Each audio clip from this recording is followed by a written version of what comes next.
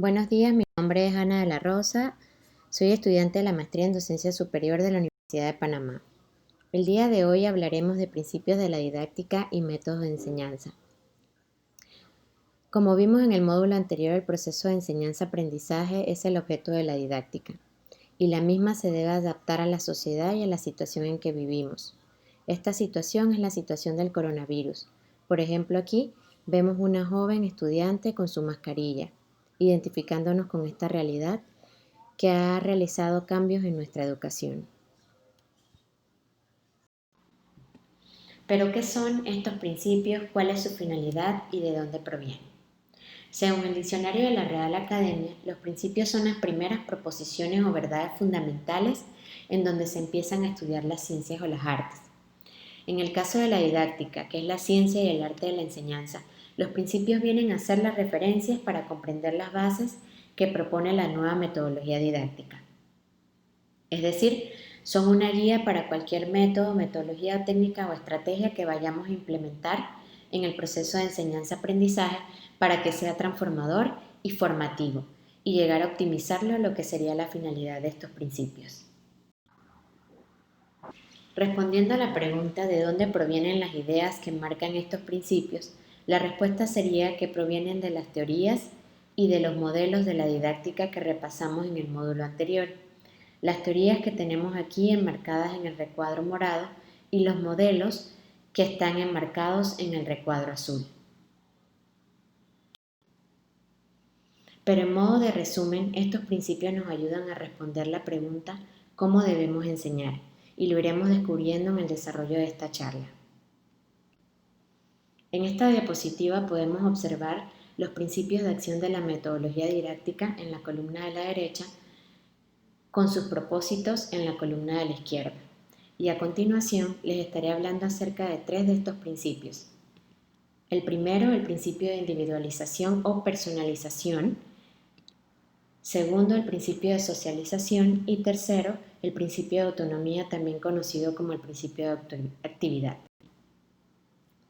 Todos estos principios giran en torno al proceso de enseñanza-aprendizaje, que no es más que un proceso de comunicación interactivo bidireccional entre el docente y el estudiante, y que puede tener diferentes estilos ya que cada docente va a aplicar estrategias didácticas diversas con el propósito que busque. Iniciamos con el principio de personalización o individualización. Existen muchos pensadores que han destacado el principio de individualización desde tiempos remotos. Por ejemplo, John Locke en el siglo XVII, que nos dice que cada persona necesita un método individualizado. No se puede educar a todos por igual, sino que la educación deberá ajustarse a cada alumno. Pierre Faure también considera que el alumno debe ser el agente principal de su propia educación. Este principio proviene de la teoría humanista, que considera a la persona en primer lugar reconociendo su dignidad y libertad. Siendo así, el principio de personalización considera a cada alumno como una persona con características diferentes a las demás. Describe que la educación debe estructurarse en función de estas características, lo que le da un carácter flexible. El docente debe tomar en cuenta los intereses, motivaciones personales, estilos de aprendizaje y darle un seguimiento continuo e individualizado a cada alumno. El aprendizaje siempre es individual, pero se puede dar en un entorno social, y hablaremos de esto más adelante. Pero, ¿qué técnicas nos permiten aplicar este principio de individualización en la práctica docente? Los ejemplos serían los trabajos individuales, la práctica guiada, el estudio dirigido, la enseñanza programada, que le presenta el contenido al estudiante de modo que éste pueda aprenderlo por sí mismo siguiendo su ritmo de aprendizaje. La enseñanza modular, las fichas directivas y la autoevaluación. Ahora pasamos a otro principio, el principio de socialización, que como les dije, el aprendizaje es siempre individual, pero se da en un entorno social. Esto es lo que caracteriza a este principio. Pero este enfoque de socialización didáctica no se opone al enfoque anterior de individualización, sino más bien que ambos se complementan. Entre los pensadores que han destacado este principio está John Dewey en el siglo XIX-XX, que nos dice que la preparación del ser humano para que viva en una sociedad democrática será la finalidad de la educación. La escuela es un instrumento social, nacido en y para la sociedad. Este principio de socialización proviene del modelo sociocomunicativo,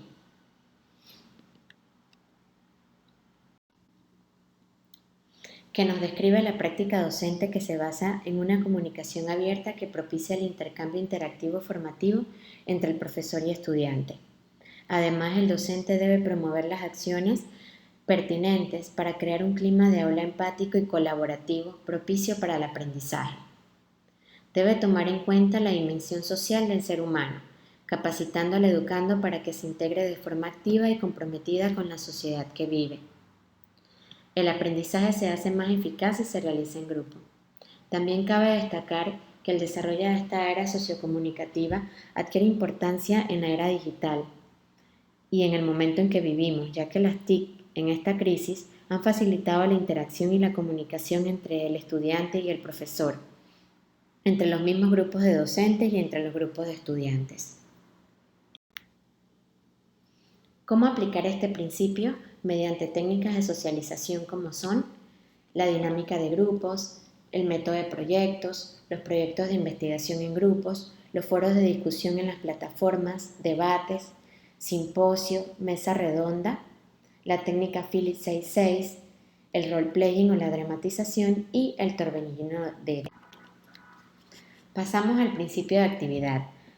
Aquí destaca la descripción de la educación liberadora de Paulo Freire.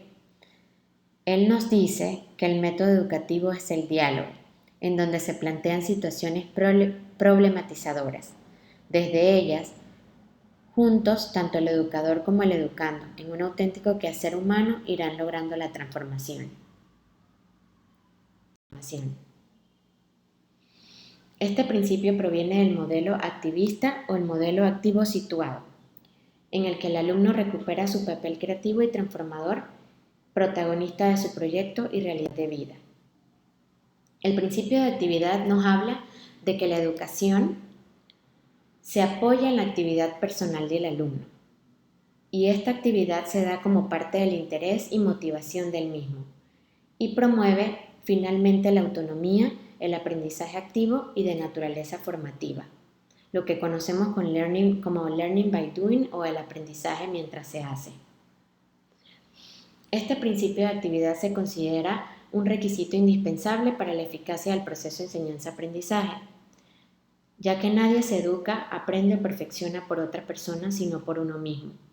Para que una enseñanza sea activa, como nos dice la concepción activista, debe iniciarse desde la programación de actividades para el alumno, en donde él toma decisiones, da soluciones a los problemas y al final de todo esto le permite interesarse por su aprendizaje.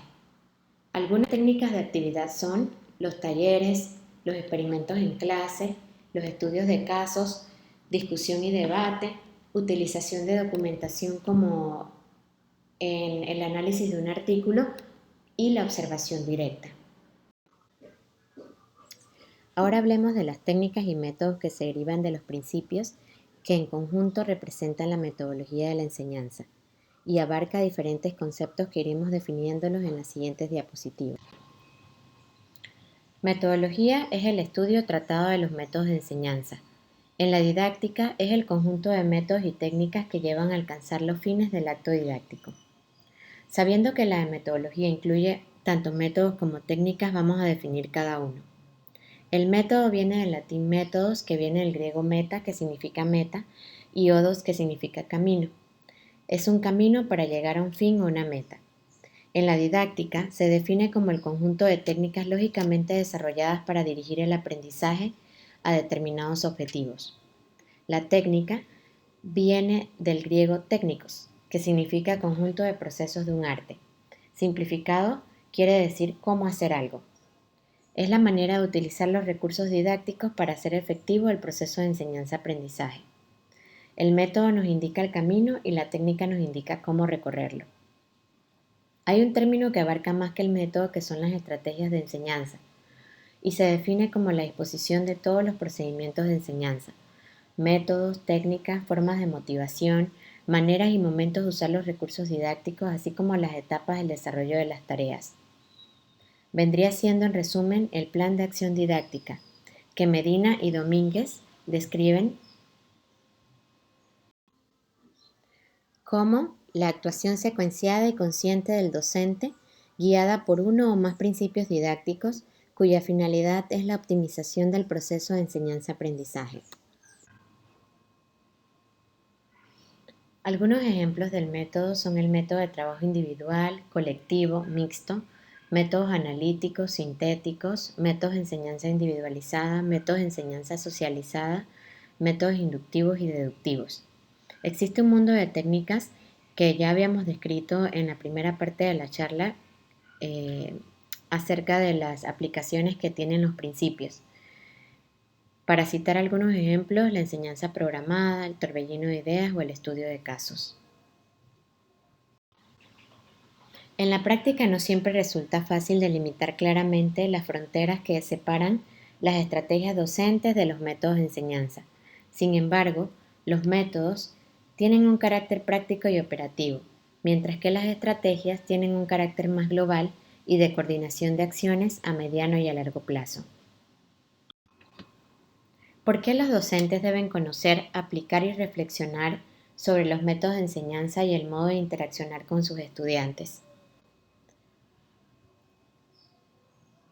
Lo veo como el juego de ajedrez en que cada pieza juega un rol, cada paso y movimiento tiene una razón de ser, al igual que en la docencia. Nuestra labor es mejorar la educación y responder a la dinámica del mundo actual. Obrar con un método de enseñanza significa hacerlo de una manera ordenada y calculada. Y tal como lo resume en un párrafo Luis Matos, el método de enseñanza propone hacer que los alumnos aprendan la asignatura de la mejor manera posible, al nivel de su capacidad actual, dentro de las condiciones reales en que la enseñanza se desarrolla, aprovechando inteligentemente el tiempo, las circunstancias y las posibilidades materiales y culturales que se presentan en la localidad donde se ubica la escuela. Y para esto contamos con una serie enorme de métodos descritos en la didáctica. En las siguientes diapositivas hablaremos del método de proyectos y el aprendizaje basado en problemas. El método de proyectos tiene la finalidad de llevar al alumno a realizar algo.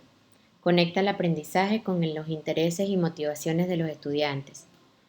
Estructura el proceso desde un enfoque globalizador e interdisciplinar al relacionar el saber con la materia en un proyecto integrado. Intenta imitar la vida, ya que las acciones del hombre no son otra cosa que realizar proyectos. En la materia de urología en la carrera de medicina y en la que me gustaría ser parte del cuerpo docente, un ejemplo de proyecto sería realizar un modelo de tracto urinario que demuestre la fisiopatología de la obstrucción urinaria, ya sea a nivel renal, ureteral, vesical o uretral, y además dar ejemplos de posibles tratamientos. El método de proyecto sigue una secuencia. El primer paso es el descubrimiento de una situación. Allí les presentaría durante las clases diferentes patologías que pueden provocar la fisiopatología de la obstrucción urinaria. Como segundo paso, definición y formulación del proyecto, cada alumno debe elegir en qué parte del tracto urinario va a trabajar y qué tipo de tratamiento dará. Y como profesor, lo que haré será orientar, aprobar y dar sugerencias en la formulación del proyecto que elijan. Tercer paso, planeamiento y compilación de datos. Aquí se estimula a los alumnos para que crean un plan de trabajo, para que puedan ver las dificultades que pueden enfrentar y los elementos para realizar el proyecto. Como cuarto paso, la ejecución del proyecto y quinto paso, la evaluación. El aprendizaje basado en problemas, ¿cuál es su intención?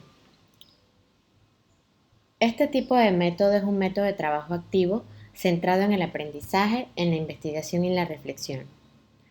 En él, los estudiantes colaboran para resolver el problema planteado, conectando la teoría con la práctica en escenarios concretos y cotidianos. La respuesta a la pregunta de cuál es su intención es la de generar conocimientos y promover la creatividad. Estimula el autoaprendizaje, la argumentación y la toma de decisiones.